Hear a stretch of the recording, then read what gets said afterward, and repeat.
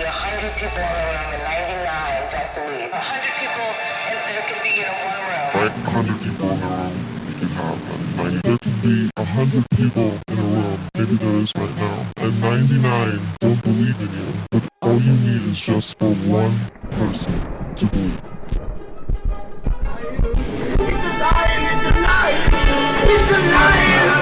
Thank you for letting us in.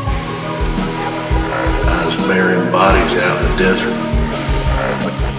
Neighbors claimed they practice witchcraft.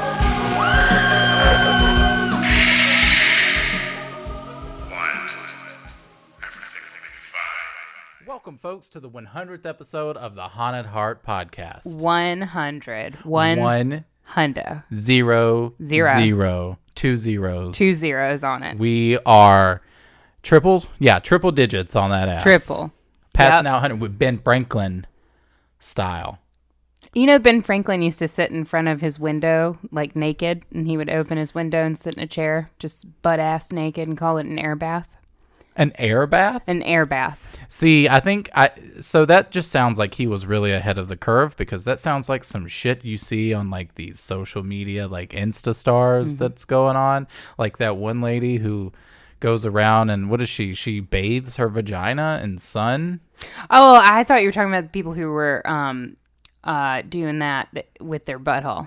Oh, yeah, no, it was her butthole. They were like... It was the butthole. They were like sunning their Sunning asshole. their butthole. I think that's how you get skin cancer. Pretty much. I mean, you would think that... And or possibly rectal cancer. That's like a 2-in-1 on the bingo card of cancer. That's a double whammy. Good.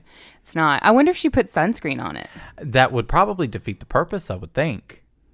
Right? No, because I think that they can like absorb energy from the sun through their asshole. While just simultaneously sounding like an asshole? Yeah, Marco Polo wrote about that. If you don't believe me, he my fucking thing did. is that the skin around that area just seems to be very sensitive. Yeah. So I don't know that I would want, UV radiation. It is UV, right? Yeah. Okay. Anywhere near that area, honestly. I don't even like it just regularly, much less on my fucking asshole. But I mean, true, but we're kind of prudes. Yeah. But I think my legs would get I don't know tired. that. Yeah, no. I just don't think that would be fun. Unless you could do like a doggy style, but then you need like a strap to separate your cheeks because you can't do that That'd with be your arms. uncomfortable. Like, yeah, you gotta. I think it involves like specialized furniture, honestly. Probably. Well, welcome to the show, folks. Speaking of if you're assholes. new to us, yeah. Speaking of assholes, my name's Kenny. My name's Katie. And we're here. We're your hosts for the show. If you're new, welcome. We love you. Glad to see you. Happy to see you. Happy to see you. Or, I mean, we don't see you because you're not here. I see you. I'm looking at you right now. Wow. That's scary. Mm-hmm. And, if you're longtime fans, then, if you're there with us from the very beginning, then God bless you, man. If you've been hanging around here for 100 episodes, good on you. Good for you. Good we love on it, ya. and we appreciate it. But We yes, do. welcome to the show. Yeah. So this week's episode is going to be a little bit different. So if you are new, just know that this is a bit different than our usual content style, you could say. Do we have a content style? I think we do. I'd like to know what that is. It's trash talent. We spoke about this in episode 3, I think. I think that's correct, yeah. Episode 3. I don't know. I just pulled a number out of my I'm ass, pretty sure honestly. it's episode 3. Maybe 3 episode 2. sounds good. Yeah, so our format's going to be a little bit different today than it usually is. Usually each week we will talk about a paranormal subject, or we will talk about a horror topic, or we will talk about a true crime case, and we will tell the story, and then we will discuss it. And then we will toss the mic to you and want to know what you think about it on our social medias. However, today we are going to do something a little bit different. We thought for 100 episodes, we would give you guys an opportunity to ask us a bunch of questions about ourselves and about the show and about whatever the fuck you want to know. So we put the hit out so to say, on Facebook and Instagram. And we have sourced a bunch of great questions, and we are going to get into that a little later on. We will be doing a bit of a case today, just because, we got to keep it spooky. But we're doing kind of like a mini case and then a Q&A. So if Q&As aren't your thing, sorry. You're still getting content. I mean, listen, you're still getting the trash. Or are they getting the talent first and then just skipping out on the trash? It's really all mixed in. I view it as like a smoothie, like thoroughly blended trash and talent together. Yep. But sipped out of a reusable straw. It's true. It's very important. We want to protect the turtles. Yes, definitely. But before we get into all of that, I do believe we have 2 people that we are welcoming into this family of ours that we have. We have 2 Stay Spooky Squad members to pull on in. So we're going to be doing an invocation. Well, 2 invocations. True. Well, technically, I'm doing one, and you're doing one. Yep, we are. So we're going to do 2. Do you want to go first? Yeah, I can go first. I can go first. That's cool. Do you want the I strike think I pad, started or the do you episode. want me to hold it? The episode. The episode. I think I started the episode today, so I think I should go. Amazing. You should work on that accent. It's pretty funny. I will. That's how I'm going to start the episodes from now on. So yes, I'm going to start us out with a very special person by the name of Sarah R., who is joining the Stay Spooky Squad.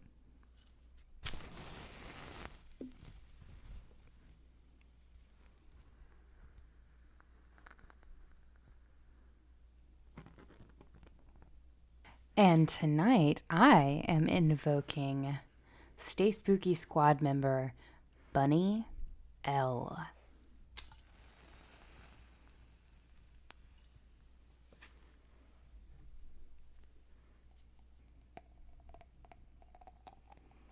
All right, my darklings, your candles are lit, and they'll burn bright in between us throughout the episode, but forever and always in our dark, decrepit little hearts.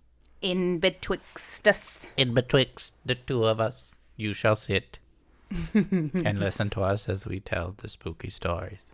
Speaking of spooky stories, What? why don't you get on into your case? Tell me a story, sugar. I do.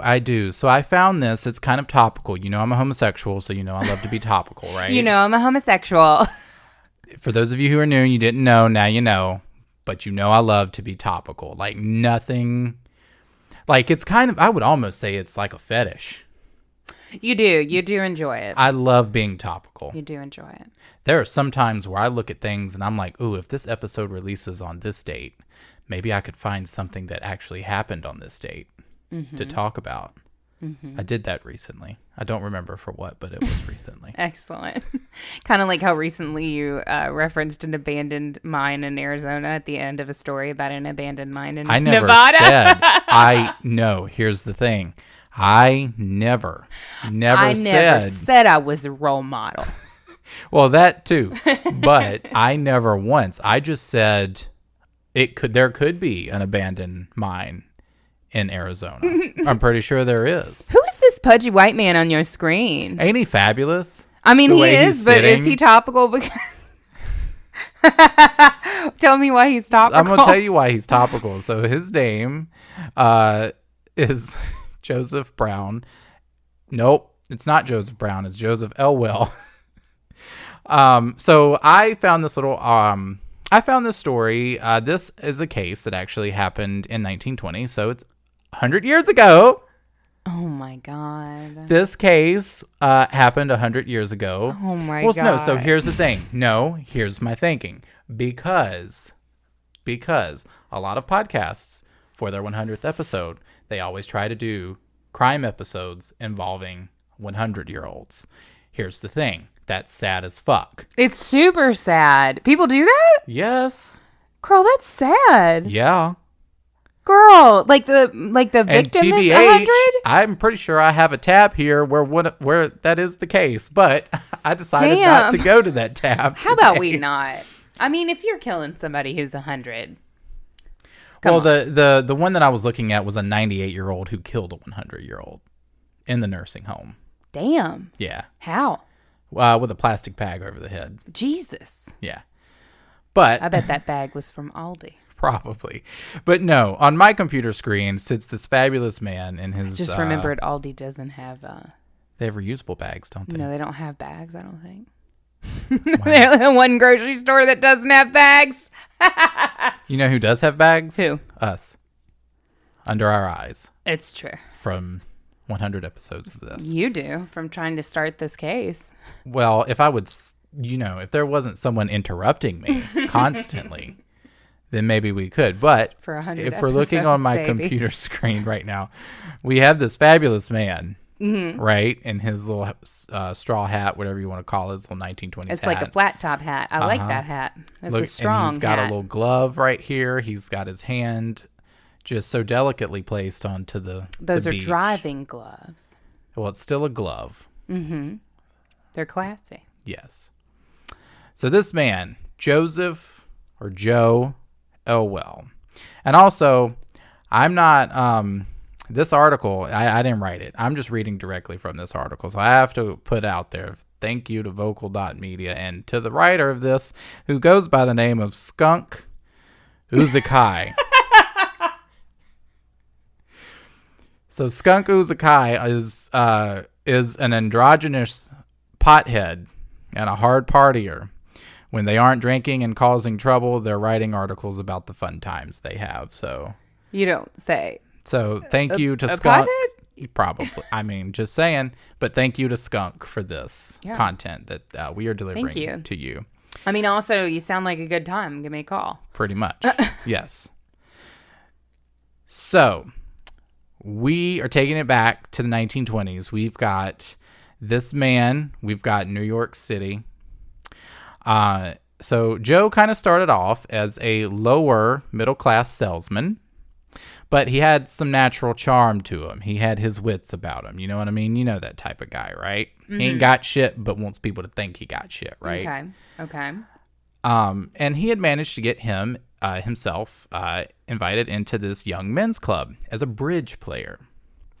And within a matter of years, his natural knack for the game and his charming persona got him into some of the higher social circles.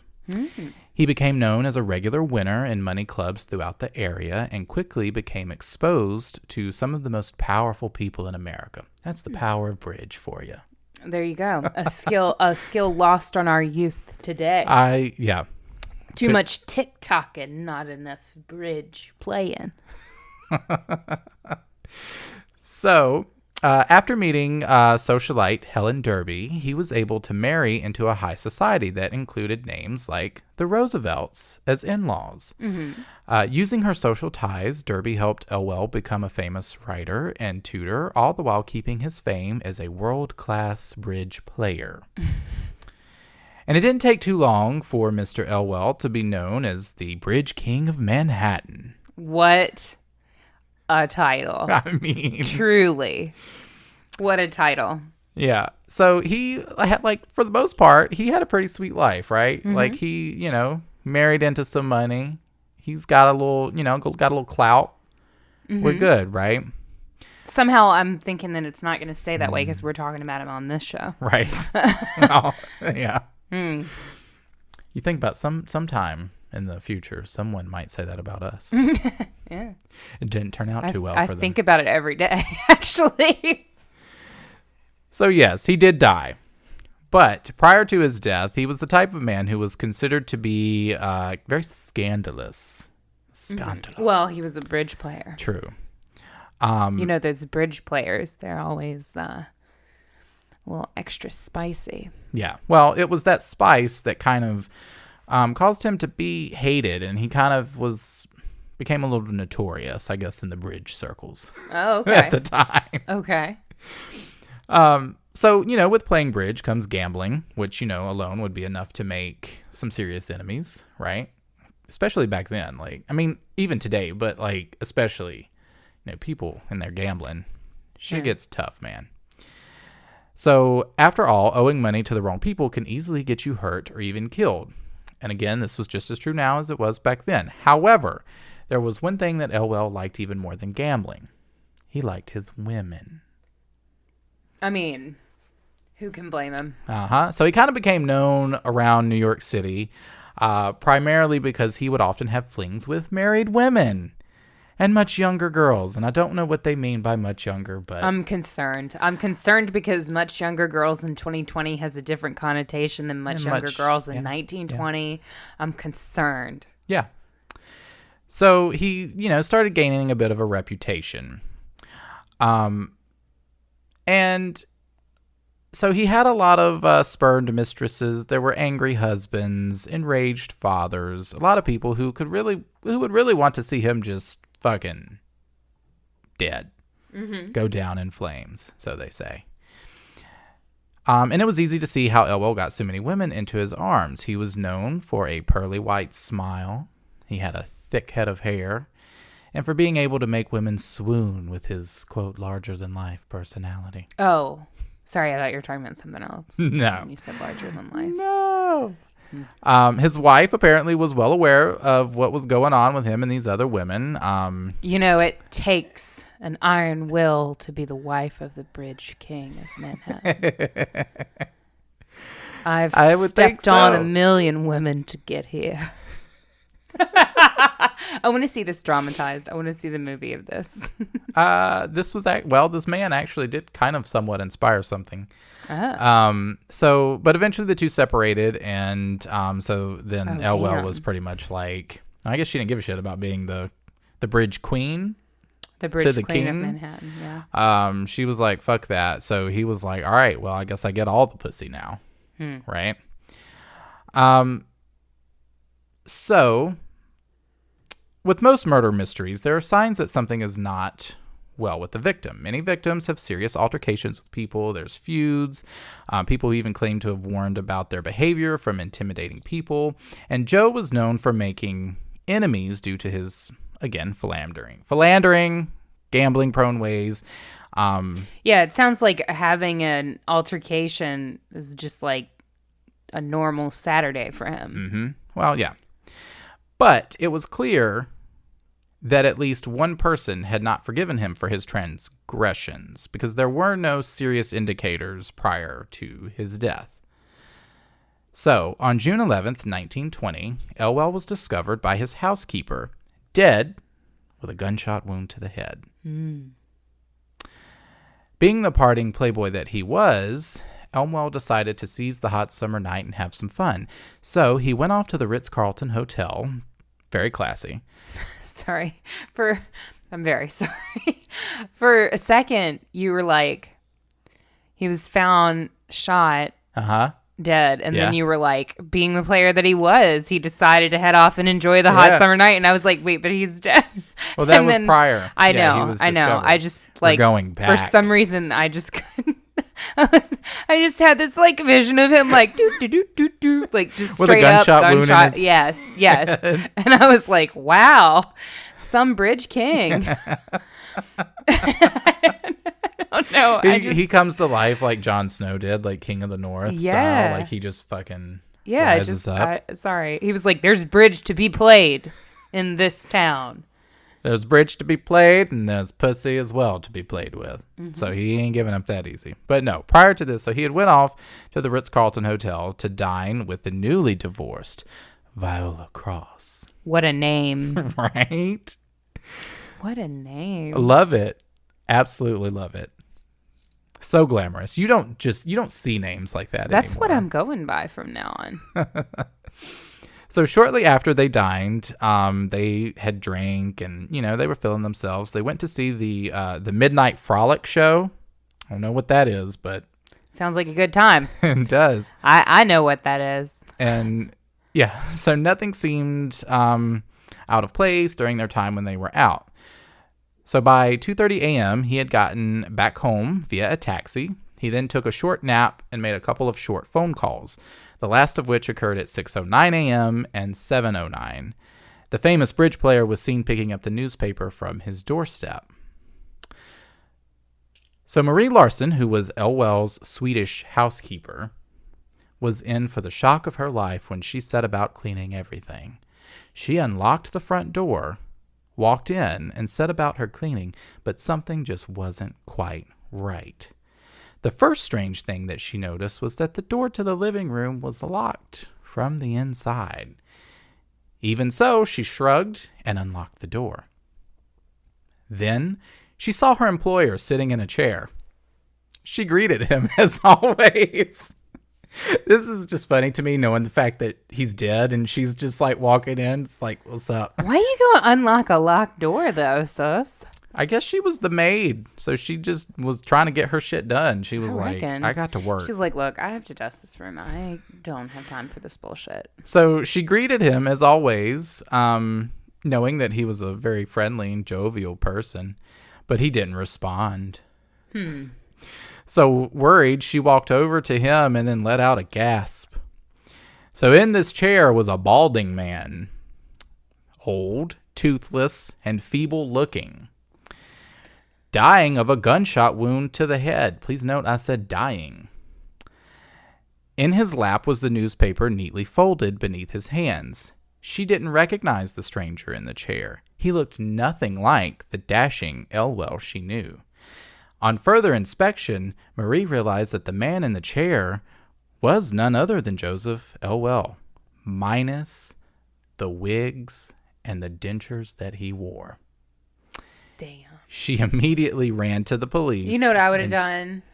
And what? I'd have went and got that baby's wig and put it on his head so he could go with pride. Uh-huh. And you see, because they said he had pearly whites and he had a thick-ass head full of hair. She was probably like, what the fuck? Probably so. So, defying all odds, Elwell wasn't dead by the time the police had arrived at his house. I mean, honestly, he was really hanging on for that bridge game. He was like, I've got a bridge game at 7. So, they transported him to the nearest hospital where he did die, unable to say a single word about who did this to him. Joseph's murder was unlike anything that the New York Police Department had ever seen in real life. His body was found in a room that was locked from the inside, with no reports of anyone going in or out of the room. More alarmingly, he was shot at point-blank range with a .45 caliber gun. Despite the close range and the fact that he'd obviously been aware of the fact that he was going to be shot, there was no sign of a struggle in the room. A single bullet was placed on the table in front of him, and the cartridge that held the bullet was later found on the floor. Though the bullet and cartridge were found, there was no sign of the gun anywhere. From what police could deduce from the blood splatters, the assailant had to be crouched in front of Elwell when the gun was fired. So it's clear that Elwell likely had seen the gun before he died. It became clear that Elwell probably knew his killer, and even so, things just didn't make sense. Who would he invite in at such an early hour? Why would this man ignore someone pointing a gun at him while he's opening his fucking mail, reading his newspaper? New York Police Department quickly set upon the case, but soon found that things were increasingly confusing. They also realized that his reputation for womanizing was very well earned, and that he had far more enemies than people initially believed. They had found a massive collection of lingerie in his bedroom, all of which belonged to the women that he bedded. Along with it was a love list of 50 different women, complete with their names, numbers, and notes about them. I'm kind of wondering if he was a Virgo. It's seeming very much. He's got a list. There's notes. There's seeming color very coded. much like it. So police also were stunned to see the amount of wealth that Elwell had in his home.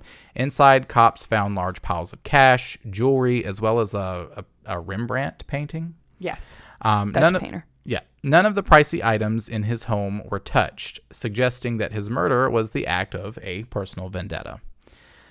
Assuming that his murder may have been the work of an unhinged lover, the police interviewed every woman on that list.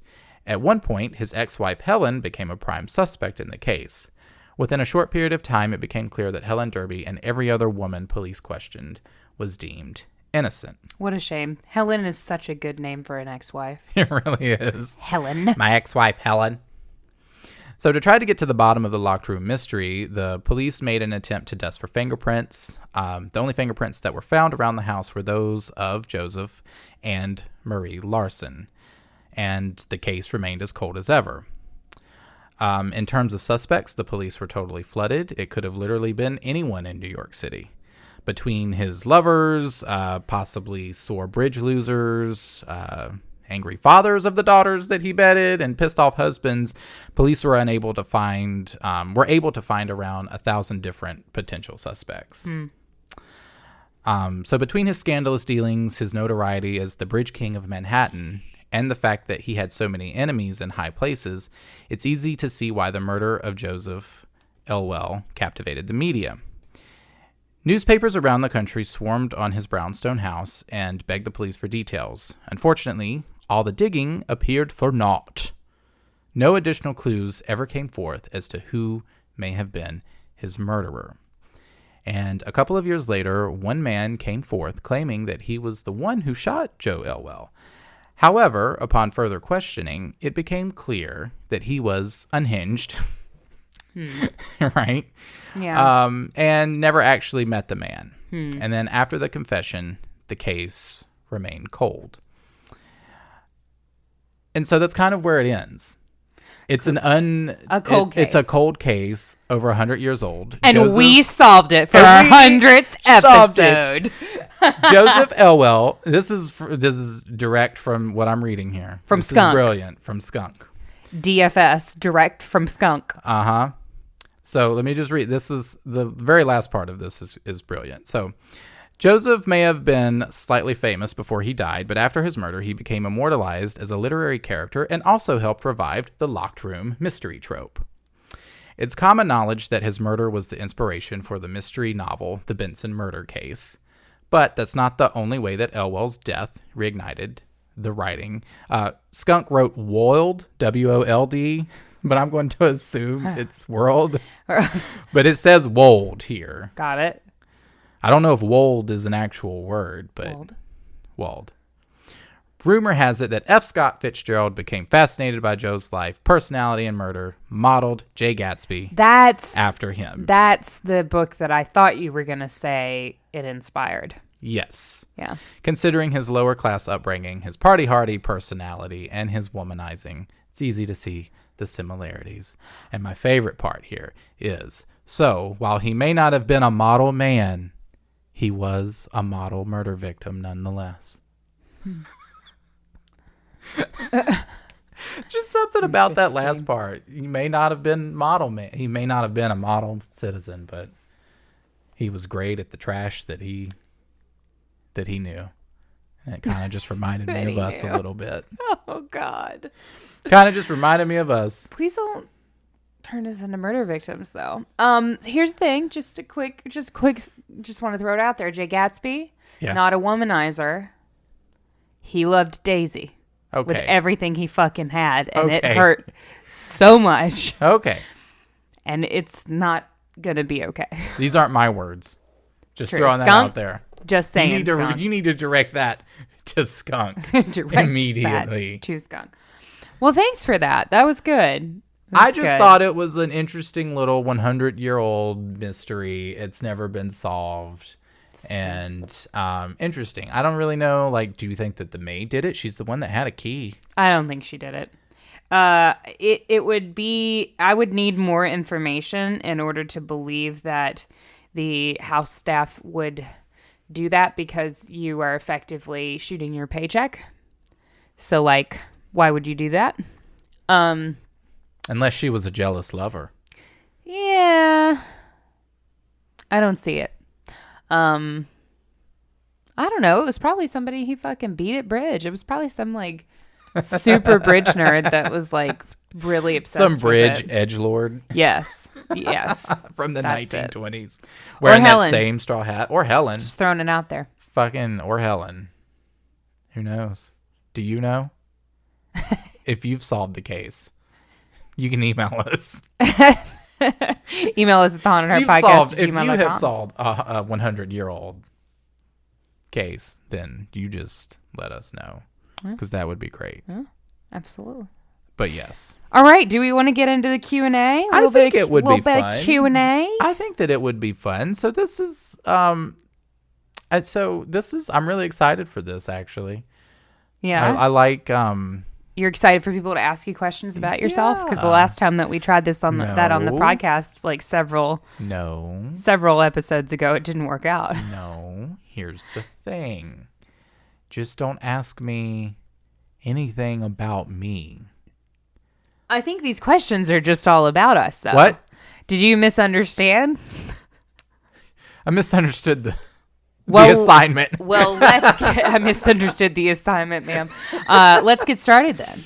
Okay, So, do you want to start with the first one and then go back and forth? I'm going. You go. I'm charging forward. I mean, we can just kind of take it as it comes. Just take it on the chin. I usually prefer it around the nose, but that's So fine. from Jessica, that's the worst. If you're not prepared, just choking to death. Jessica J said, so this isn't, Jessica J also misunderstood the assignment because this isn't a question. So I'm not sure what to say, but it says, come to the Midwest and visit Nebraska. I have booze. I think this was her way of saying that we needed to come to Nebraska. Do you think? Cryptic. I know this Do you was her think? way of asking if we have plans to come to Nebraska or the Midwest. So we're not exactly coming to Nebraska just yet. I mean, we would love to play a fucking comedy club in Nebraska. If you know a comedy club in Nebraska, or if you are a comedy club in Nebraska, If you are a comedy club, we would love to. We'd love to play there. So after the quarantine's over, let's rock and roll. If you want us to come to you, give us the hookup. Find a local spot, and we will come there. Yeah. And we will drink your booze, and it will be fabulous. However, so we're not going to be in Nebraska, but we will be in Arizona.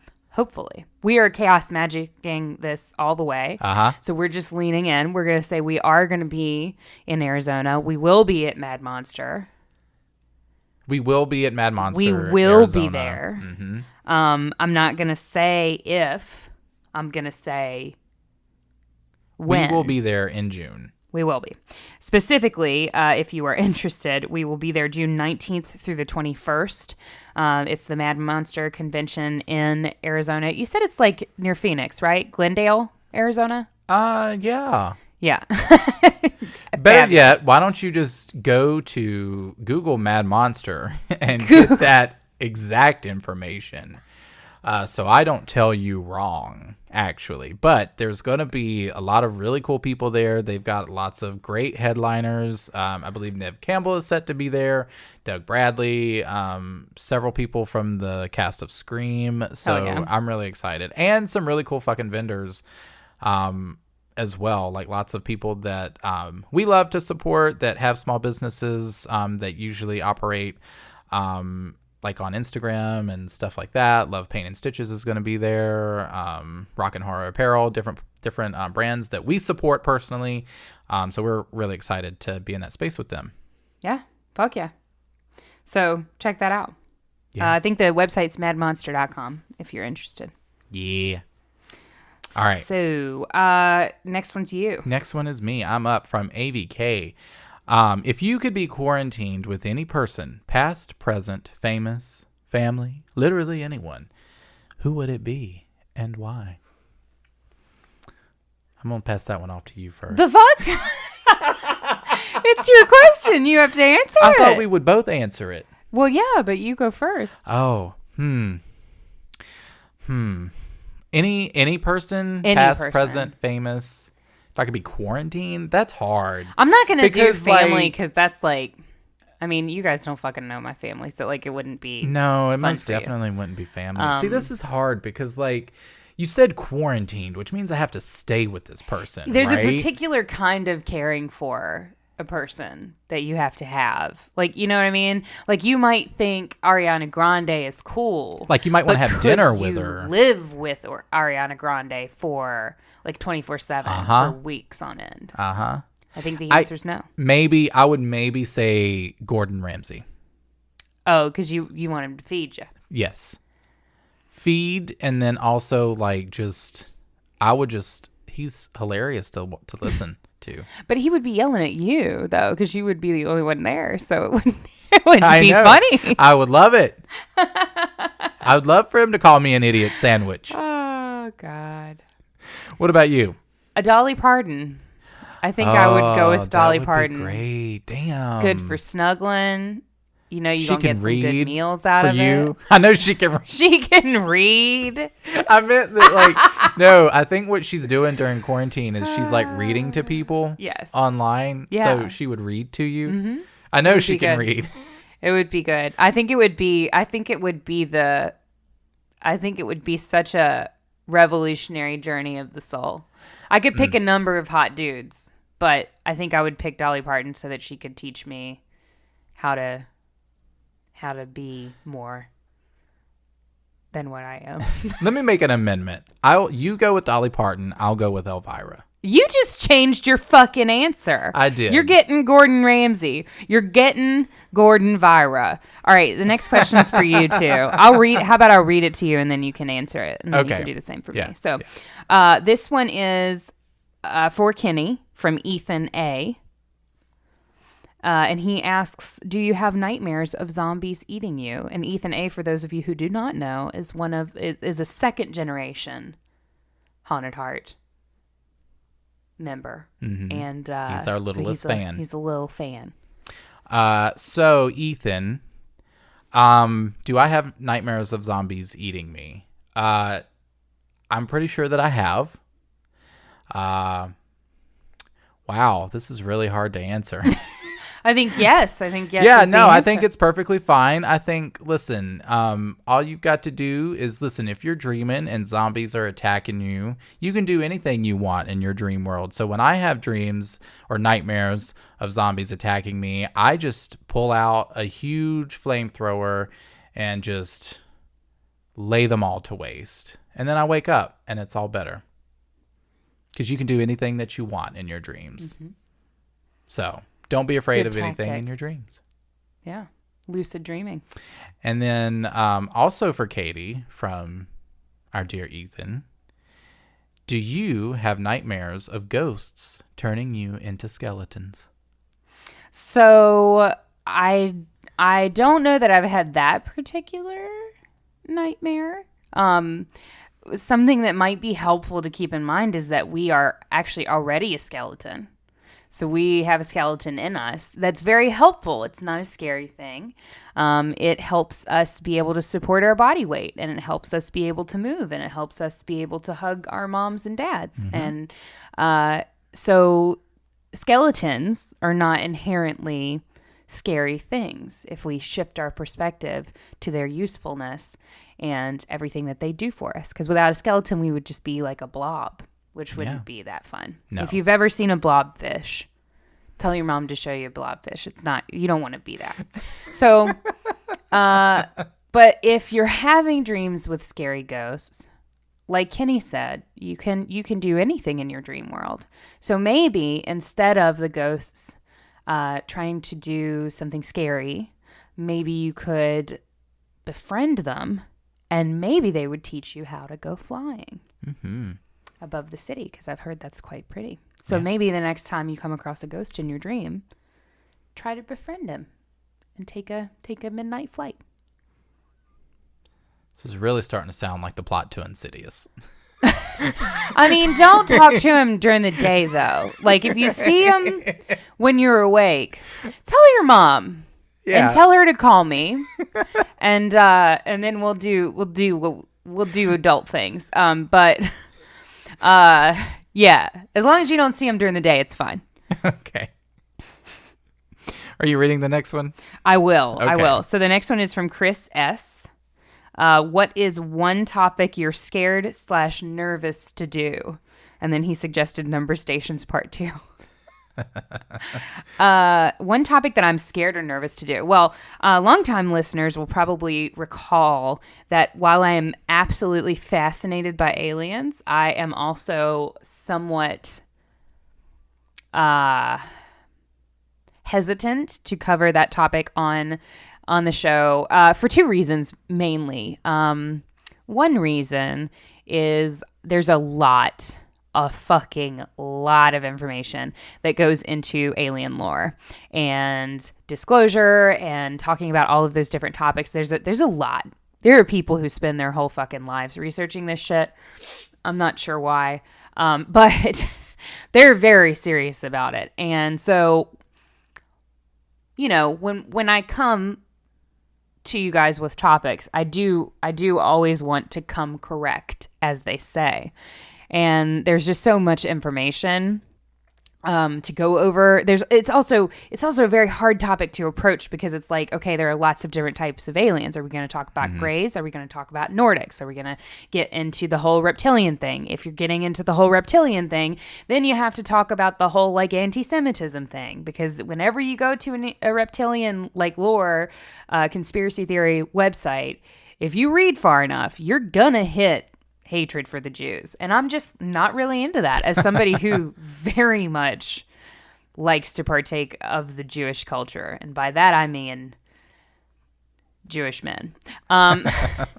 So that's one side of it. And then the other side of it is aliens just plain scare me. Like, more so than any murder that we'll talk about, any true crime topics that we'll talk about, any paranormal shit, hauntings, things like that, demons. For some reason, it's just like aliens freak me the fuck out.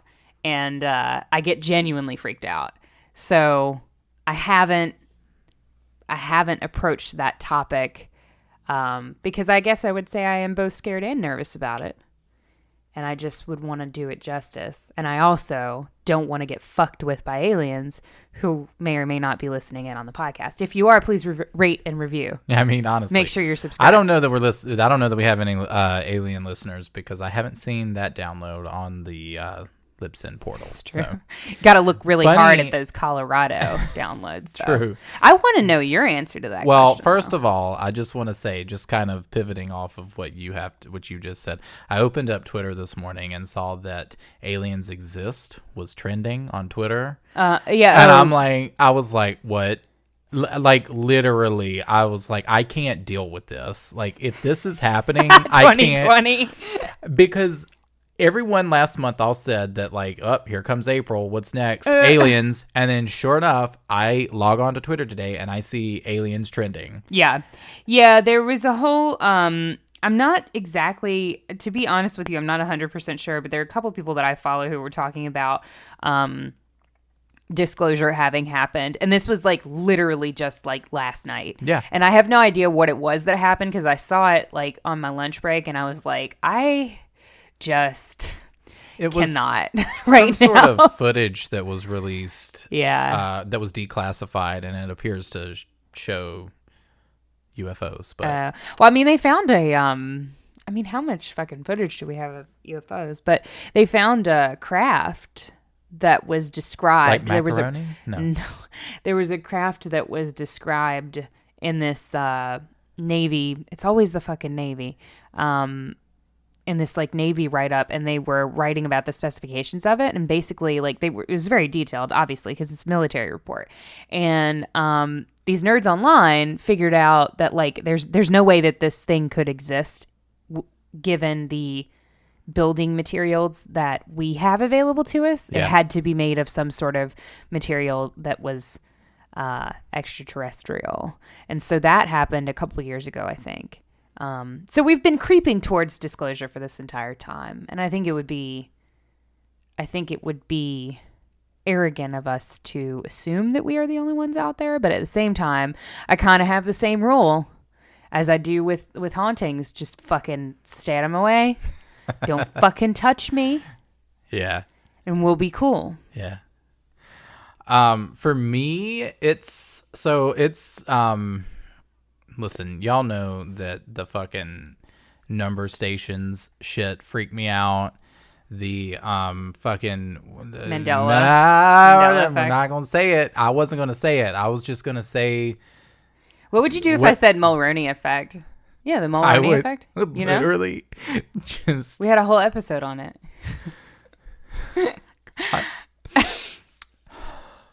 I'm done. I can't deal with this right now. I just cannot deal. I don't deal with it. But those aren't topics that I like. Those are very much in your field of topics to cover. Those are not topics that I believe. I don't believe in those. But for me, a topic that I've always wanted to cover, but I'm actually more nervous to do because it would be really hard to do, and especially to do respectfully, would be the suicide forest in Japan. Because I think that it's really like, I think that there's a lot there, but like I just don't know that I would personally be able to like. I just don't know. Do like, the research for that one. It's on our topic list, actually. It's been suggested to us a couple times, and it's on our topic list. But yeah, it's just, I would be nervous about doing it just because it's, it's just such a touchy subject. And like, I would want to do it, but I would want to make sure that we do it right. Mm-hmm. And that we do it, just do it right. And so that would be one that I'm like interested in, but would be nervous to do. Yeah. So next question from Kristen B. If you could choose to have undeniable proof that one paranormal entity or cryptid actually existed, which one would you choose and why? Aliens. Aliens? No, absolutely not. Listen, I'm you're going to work hard for that proof. You better get ready. No, I'm not putting that out into the universe. I still believe that I'm the one that fucked us up when I started that podcast episode with miss us with that. Oh, with yeah. With the good vibes. No, when you misquoted me. When you misquoted me. Yeah, I did that. Leave it to the professionals, please. I did that. I would, you know what? I just want to know. Let me know. Is Bigfoot real? I was going to say Bigfoot. I was going to say Bigfoot. Oh, I just feel I was like. going to say Bigfoot. Bigfoot. I need to know. Is he? What's going on with you, buddy? What's going on with you? What's going on? What's going on with you? But I want to know what's going on. Like, are you like? You always, when you think of cryptid, like Bigfoot's one of those big names, right? Yeah. And I would hope for him to be real. I feel like Bigfoot would be a pretty chill dude. Yeah. I feel like he'd be cool. Okay, so I was gonna say Bigfoot because Bigfoot has those good vibes. Yeah. And that's always nice. But because you took my happy one, wow. Now I'll say the fucking terrifying one, which is Men in Black. No, God, why? See, I want to know if they exist, but at the same time, I think that I would literally fucking shit myself. I think there's a couple like that's another thing we haven't covered. There's stories online, yeah, and part of it is because there's so much information, and again, it ties in with aliens because Men in Black show up when there's a weird when there's an event involving a UFO or when there's something involving extraterrestrial, beings or something like weird happens. And then Men in Black are not far behind, right? That's when people have encounters with these entities. So if you don't know, Men in Black are these like seemingly human, but not quite. It's not the fucking Will Smith movie. The Will Smith, Tommy Lee Jones movie, that was fun. That was a fun time. We all laughed at that as children, and we were like, ha ha ha, this is fun. But in reality, Men in Black are fucking creatures of horror. And there are stories that you can read online of like encounters with suspected Men in Black. And there's a really good book on it that I don't have the fucking name of in front of me right this second, but I will try to Google it and post it on our social media or something. But I'm sure if you Google Men in Black book, it'll pop up. Not the novel based on the screenplay. I was going to say. So, because my friend actually wrote that, the sequel or third one or whatever. The most recent Men in Black movie. He wrote the novel. Who? Adaptation. R.S. Belcher. Really? Yeah, he wrote that. I didn't know that. Hell yeah. Mm-hmm. Fuck. Okay. Absolutely. Snaps to Absolutely. you. Yes. So, but that franchise, the Men in Black franchise with Will Smith and his fine ass, like that was a great time. And what Men in Black actually are is fucking horrifying entities, because it's like they're not so much like malevolent. They are very much in like the uncanny valley type, I guess, of horror, I guess, where they're masquerading as human, but they are not human. It is like some other, like extraterrestrial, perhaps, performance of human. And so there's one situation where this Men in Black, this lady was on a subway by herself, and this guy got on, and he had like he sat down and his pants leg rode up a little bit, of course, and there were all these wires and shit like coming out of his legs. And it was very weird. And his skin was like kind of gray looking. He didn't look like he was doing well. And he didn't have any like lips. Oh no. But it was like there was like just like red lipstick where there should be lips to denote a mouth. But there was actually just a hole there. So yeah, they're fucking terrifying. So we will cover it. We will cover them at some point, but I gotta know. I would want to know if they're real, but more so, I would want to know if Bigfoot's real, because I don't ever want to have a run-in with a Man in Black, because I would genuinely probably piss myself. Yeah. The fuck is going on in your head? You over here with these number stations and Men in Black and all this shit, crazy ass shit, wild ass shit. I'm just over here with my wild ass shit. I'm just over here with my fucking ghosts and Bigfoot. Like, I mean, to be fair, I would rather know if Bigfoot was real, because to know if the Men in Black are real is to know too much, in my opinion. You crazy girl. Anywho. More on that later. You crazy girl. All right. Sarah G, my girl Sarah G, wants to know, what do you think you've improved on most since starting the podcast, whether it's something technical or something personal? Which is an interesting question to pose to two pieces of trash. No. So I will say, so there are definitely technical things that I will probably let you speak on, because you're a little bit more technical than I am. I'll say I think we kind of have fallen into a good rhythm for like format of the show. I think people generally tend to like the kind of back and forth where you'll tell me a story one week, I'll tell you a story one week. Mm-hmm. In the beginning, we kind of started, the earlier episodes, we had this great idea that we would do a theme. Again, because I'm topical. Yeah. We were like, it'll be a theme. Well, but also because it was such a vague theme. It'd be like vampires. We're going to talk about them all of them. The whole thing. And then like werewolves, or like, and we'd pull like a couple interesting cases or whatever. But now it's kind of like, well, can we do vampires part 2? Like, what the fuck do we do? I think I'm pretty, well, like when we were planning this shit out, I was like, Katie, like we go run out of shit to talk about. And you're like, no, it's fine. Well, I was like, it'll be fine. Because, I don't know. But I think the earlier episodes, although they are fun for the whole, like, because it's kind of like a grab bag kind of feel.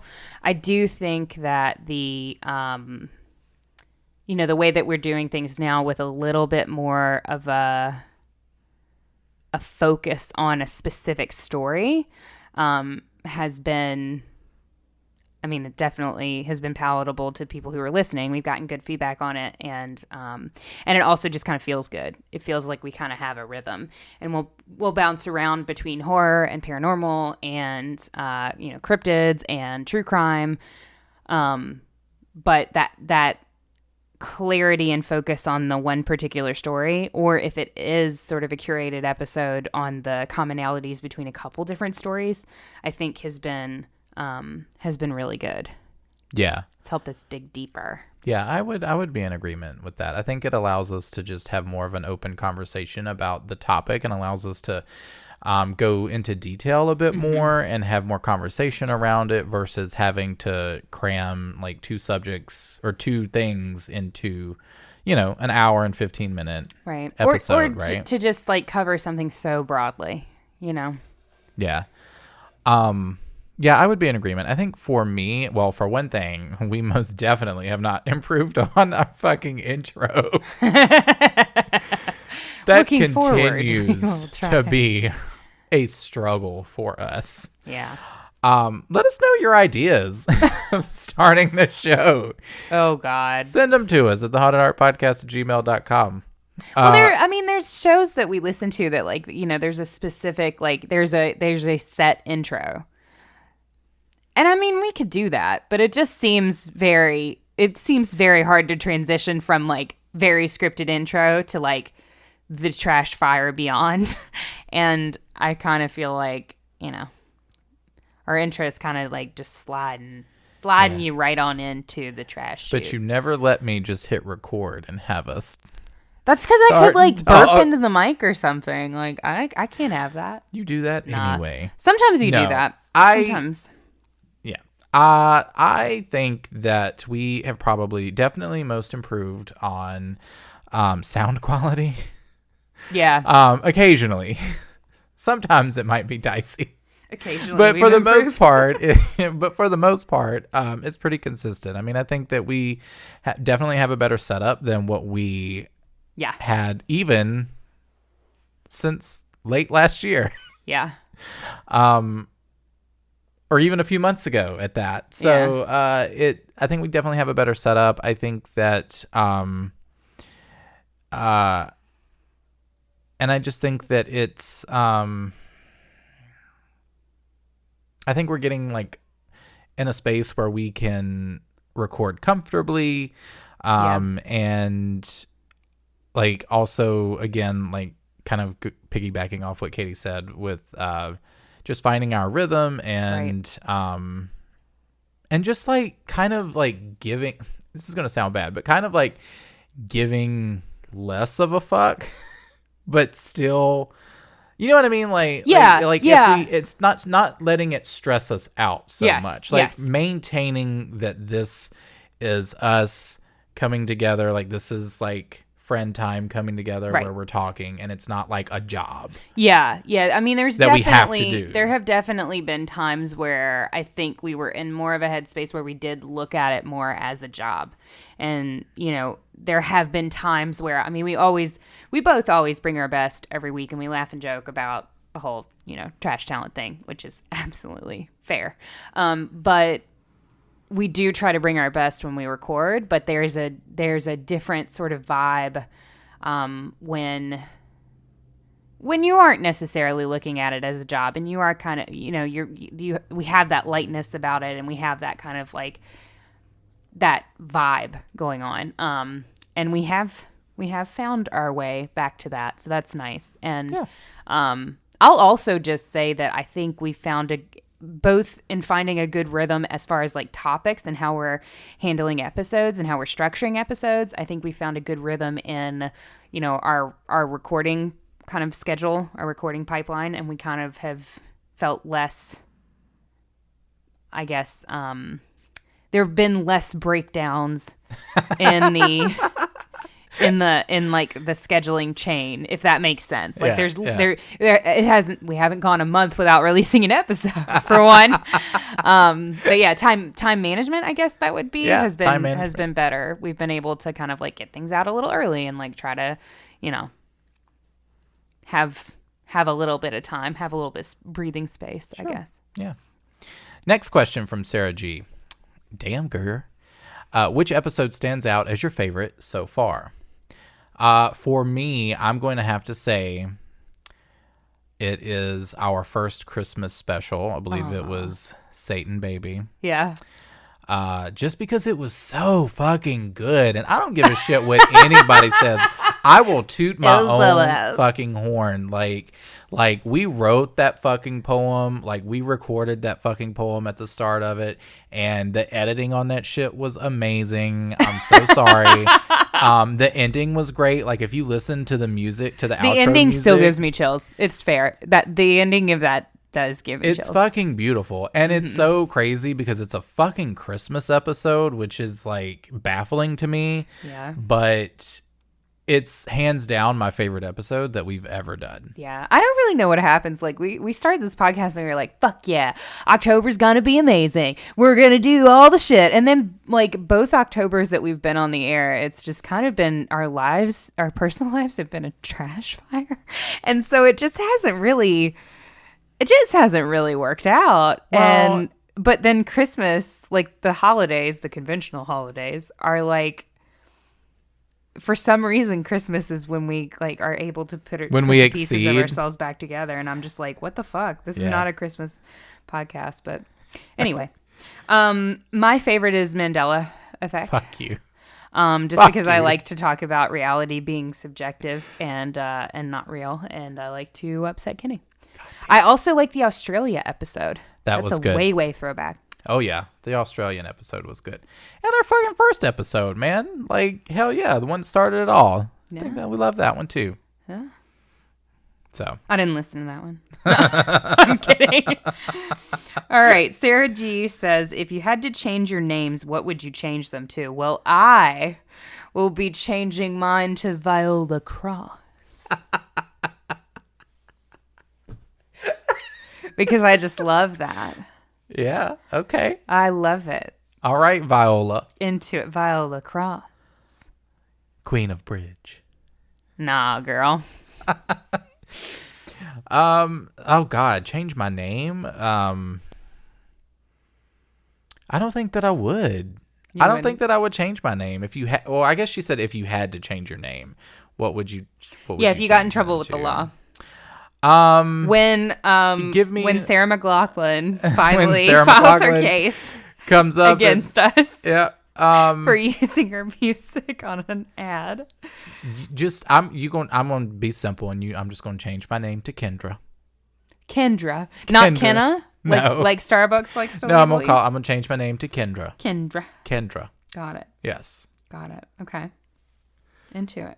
Bunny L wants to know what we think of these, and this is a website that goes to baddragon.com. Yeah, she linked us to Bad Dragon. Linked us to baddragon.com, which, if I'm not mistaken, is a website for the sexual pleasures. It's a website for dragon-themed dildos. Oh, yeah. They also have a quite interesting-looking tentacle dildo Oh, God. as well. I think there might even be a trilobite dildo.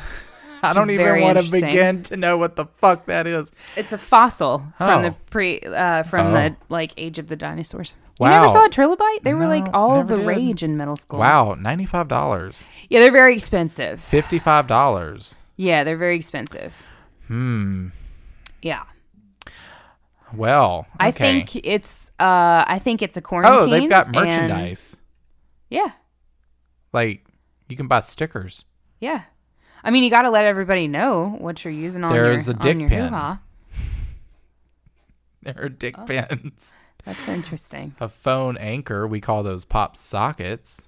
Wow. We call those We call them pop cock sockets. sockets here. Yes. Yes. I think it's a quarantine and sounds like a good time. We got to entertain ourselves how we can. So, I mean, whatever.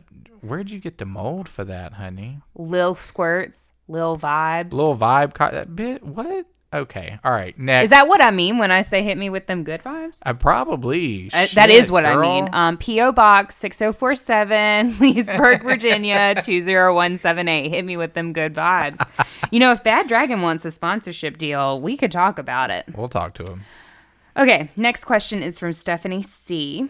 How did you two meet? Well, Oh, well. I don't know. One day this bitch just showed up at my damn doorstep with a fucking microphone and she was like, you're going to fucking record this with me. Hi. and she was like, met on- welcome to the Haunted Heart podcast. She put out a Craigslist ad and I responded. Missed connection. So we met. We have now been friends. It's 2020. We've been friends for like 15 years. Yeah. Something. Jesus fuck. a lot. It's a lot. Yeah. So we met in high school. We're high school sweethearts. High school. We met in high school. Kenny was nothing like he is now. He was super shy and super quiet.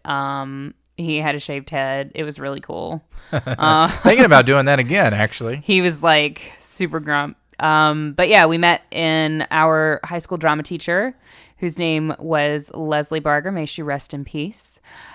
She kind of brought us together as like part of the drama department or whatever. And Kenny fell in love with me. And The fuck? no, I'm kidding. We just sort of hit it off and fell in love with each other, and it was great. And we just were like, yeah, okay.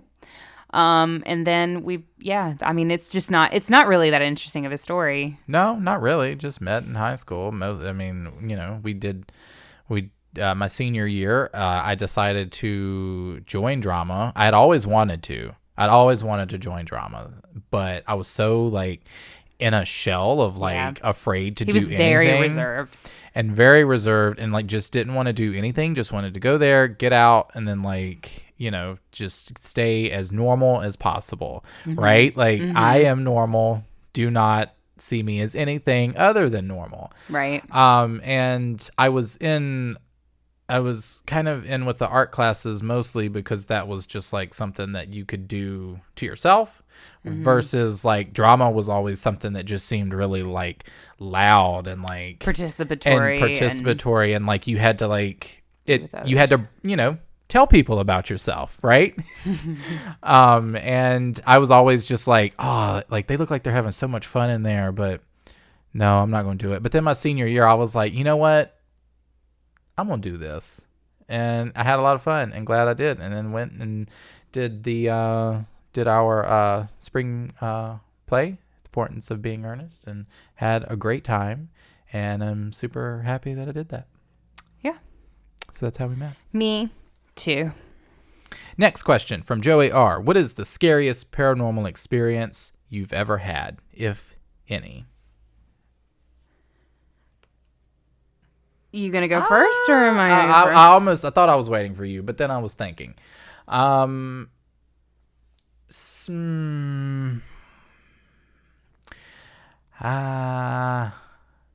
don't know. I think probably growing up. I think I've mentioned this on the show before, but my mother used to work at this like really creepy building downtown, and it was really like you would go in and you would see like shadows that would like move around. You'd see them in the like round mirrors in the corner. Like we would play hide and go seek there, and then like I would be hiding and then I'd look up and I would see like a figure standing like in the mirror, which is fucking terrifying.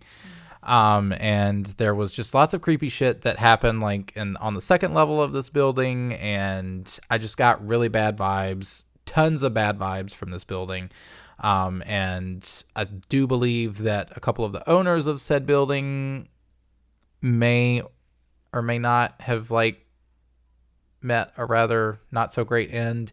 So it just wasn't great. So probably that. Most of my paranormal experiences have not been on the scary side.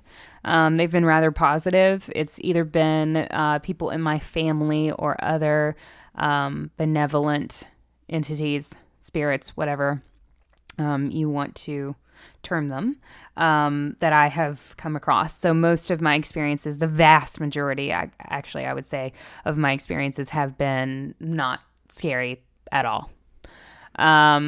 The exception to that I can think of is when I actually last year when I went to the Edinburgh vaults under the street. I went with a friend who, of course, knew that it was going to be like a nightmare fest. And she knows that I'm like quite sensitive to these things, and she kind of is too. So she took me there, having already been there once and knowing the kind of like vibe that the place has. But she's like a super spooky bitch too. So, you know, we get along famously. And she took me there, which of course I loved it. But also I was just like, fuck. Like it really, really, really, really, really messed with me. And it was just a general sense of... Like it wasn't any one particular entity, I don't think. It was just the overwhelming sense of desperation felt by, you know, all of the people that had passed through that space, the people who had to live there, because it was where the most desperate people were living. So that sense of desperation really has like kind of seeped into the walls there and made it a very heavy place, and a place that, you know, by the end of the tour that we were on, I was really, really, really needing to get out, get some fresh air, and kind of decompress from that one. But that's the only experience that I can think of that was markedly scary or bad or anything like that. Most of my experiences have been rather positive. Yeah. So, Well, next one we have is from Ghosty Mama, who wants to know, Katie, will you marry me? Heart eyes emoji, fire emoji, black heart emoji. I don't know. Send us an email at thehauntedheartpodcast@gmail.com. Let's see how we get on. You know, maybe Bad Dragon can hook it up. Oh my Ghosty God. Mama. Bad Dragon. Maybe I can have another great paranormal experience, huh? Oh God. Yeah, and then someone by the name Oh of... no. Middle-aged stripper. Oh yeah, that's Middle-aged true. That is stripper. yours. Yeah. Get that. Actually, you read the past two. Middle-aged stripper said, Oh, I did. "Get that money, babe. Red heart emoji, flying stack of money emoji." It wasn't even a fucking question. It wasn't? It literally made no sense. I posted that. So yeah, I posted that and then got that response. And Yeah, I it was like, ask us questions for our 100th episode. We'll answer them on the air. And she was just like, get that money, babe. But, and I didn't put this on here, but like also there's also someone else responded. Yeah. That is apparently a music producer. Yeah. Did you see that one? Yes, I did. I was like, what the fuck? And I went to go look. You know, they apparently have credits for like Lil Wayne. Really? Like, Snoop Dogg. Like, it's a legitimate. They like, trying to turn up with the Haunted Heart? I don't know. We trying to get a rap feature? I don't know. I mean, I could. I don't know. You know, I That's can run the this thing. now. So like, listen. Message them back. If you're listening and you want to feature us on something, like, well, we could talk. But I mean, they're pretty legitimate. Like from what I've researched, like lots of big the names. Fuck we gonna be featured on? I don't bye. know. Featured on the Stay fucking Spooky rap. on the fucking news when we lose our goddamn minds. So the next question isn't credited to anybody, so I like to think that it's a continuation of middle-aged strippers message, even though I know that it's not. So she said, get that money, babe, red heart emoji, flying stack of money emoji. And then there's like a big space. And then the next question is, what is the most depressing meal you've eaten? Oh, that one was from me. Is it really? Yes. Oh my God. Yes, that one's from me. You asked questions of yourself at a Q&A for your own fucking podcast. You Leo. No. Bastard. No. I saw that question and I was like, this is a great question. Let me just add it into this. Oh my God. Since nobody else asked it, I was like, this is great. Let me just throw it in here. This fake ass question. How did I answer it? Well, No, what's but the for answer real. that you've prepared for this question I that didn't you prepare wanted so an badly answer. to share? I didn't prepare an answer. I think I will. My most depressing meal that I have ever eaten. Aiden? Whoa. It's going well. That I have ever eaten. God. Ugh. That's my mother coming out. Honestly.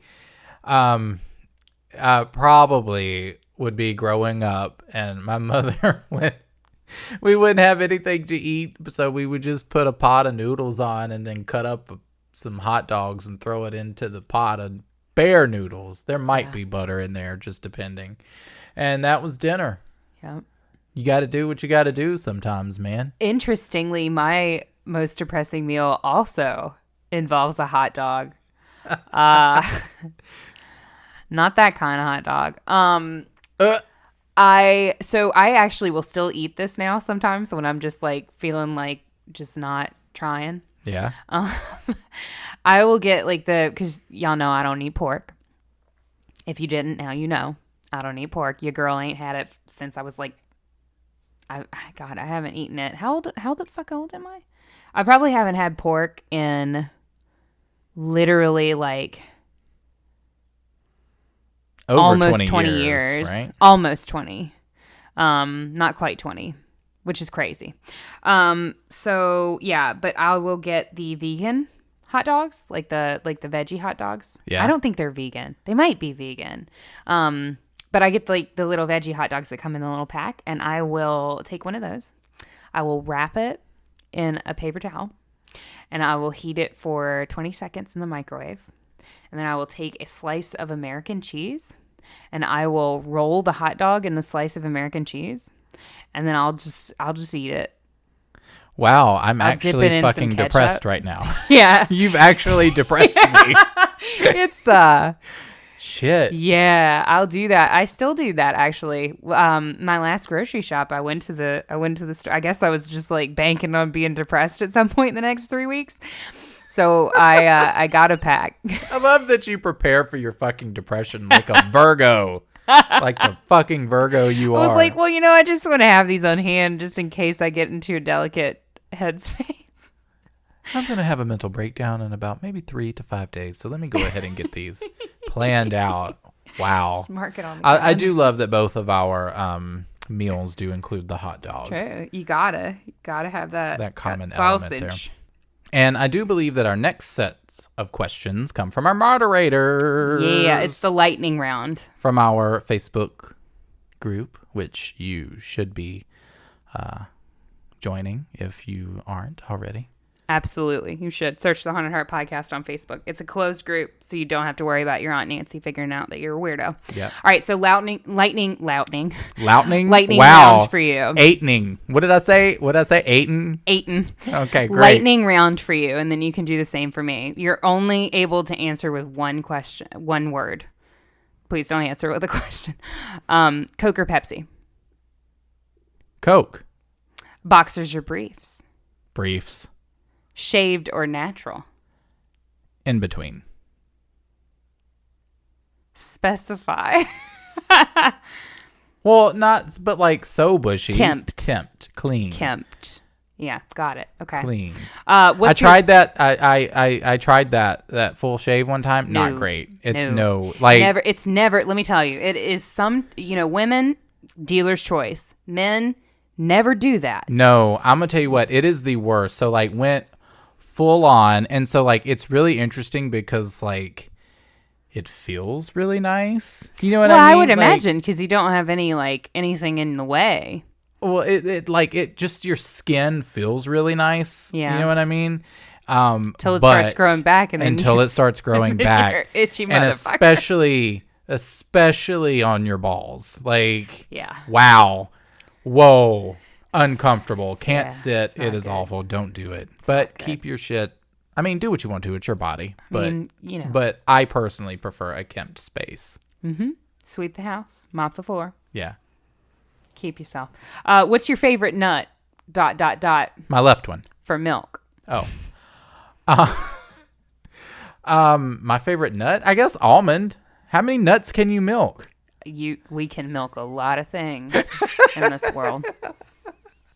Almond. One trade off?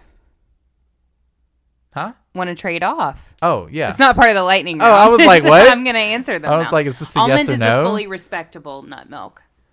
Okay, I what use it about for a you? lot. What's your nut milk? I don't think I can say soy because soy is a bean. Soy isn't. Oh, yeah, it's a bean. It's a soy It's not a bean. nut. I mean, I guess if I have to pick a nut specifically, almond milk is tried and true, and I use it in everything. But I like cashew. Cashew nut is milk. great. It's You very do sweet. have to be careful with the almond milk, though, because almonds, if you eat too much of like if you have too many almonds, it can fuck your stomach up. Because I've there's never like hit that limit. I have.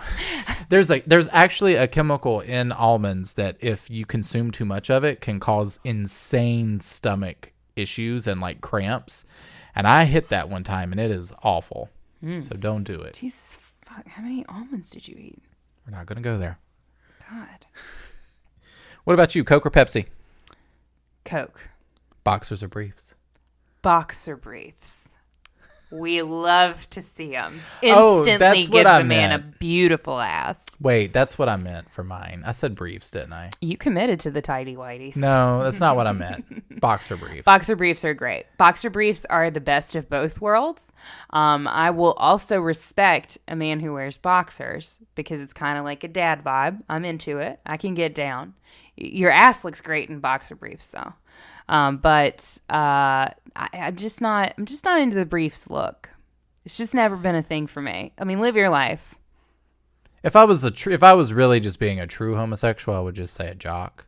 But I'm not going to do that. Nah, Actually, though, I will say this: the assless briefs from Andrew Christian are amazing. Andrew Christian makes great underwear for the gay men. Okay. Maybe we can look into a sponsorship from them. I'll do the Andrew Christian. You'll do the Bad Dragon. Absolutely. It'll be great. For a fun time, we'll swap them. Probably. Me. What was the next? No, what was the next one? It was, shaven or natural? Landing strip. Okay. Very Virgo. Okay. That's Clean respectable. lines. Yeah. Just very straightforward. Yeah. All right. I'm not into it, but All right. I mean, I'm very into this. but yeah, makes sense. Makes Excellent. sense. Okay. Danielle wants to know what's your favorite thing about your moderators. I love our murder mod squad. I really do. I just like that. I feel like our moderators, if you guys don't know, we're talking about the moderators for the Facebook group, Danielle and Christy.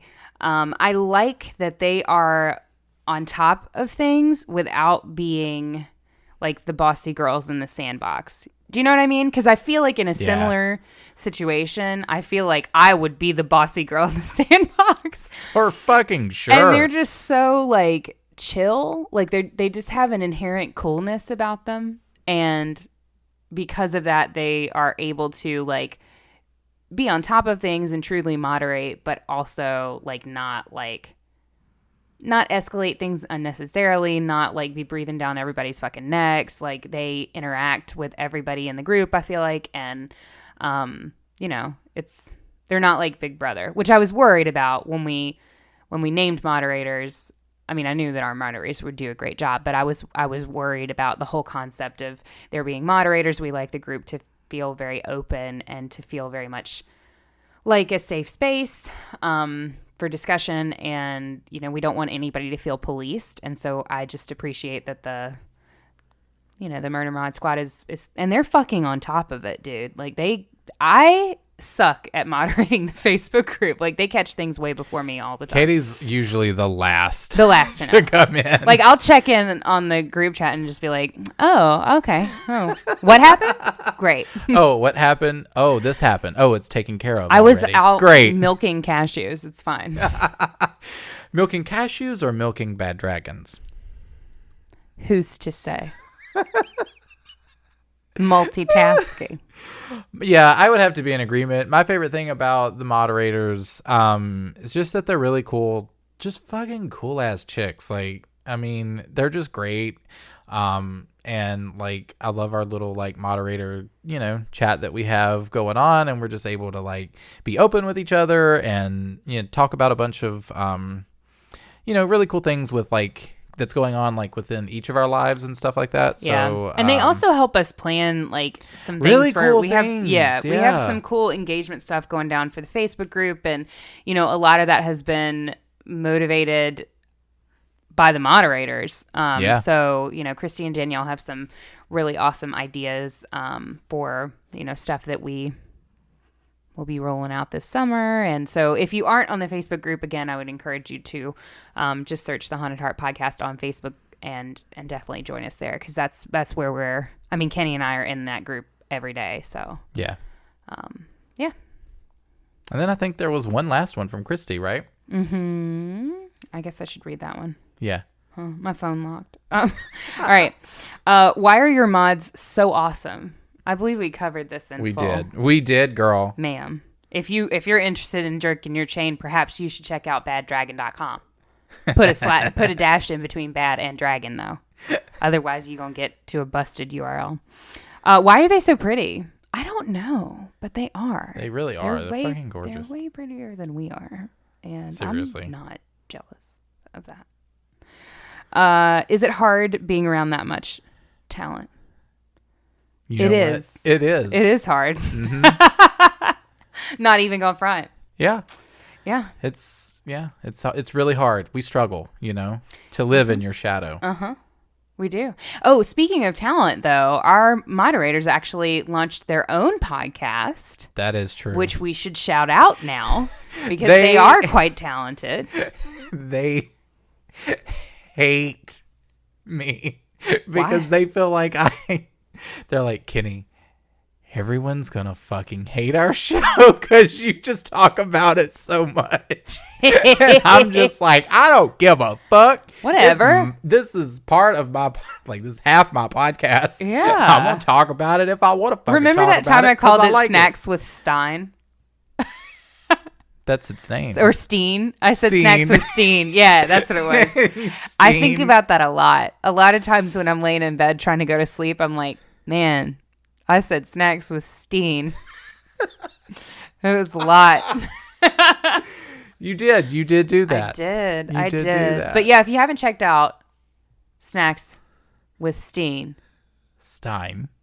or whoever, you should definitely go check it out. Yeah, it's a really When fun do they show. release episodes? I don't know, because I'm on the Patreon feed, so they just get emailed to me and then I listen to them. I mean, I listen early, so I get the early feeds, but they do listen We get the weekly. early feeds. I mean, we do. We get the early feeds for being a Patreon supporter, so you should too. But no, they do release weekly, so 1 week they cover a Goosebump book. The next week they cover a Fear Street novel.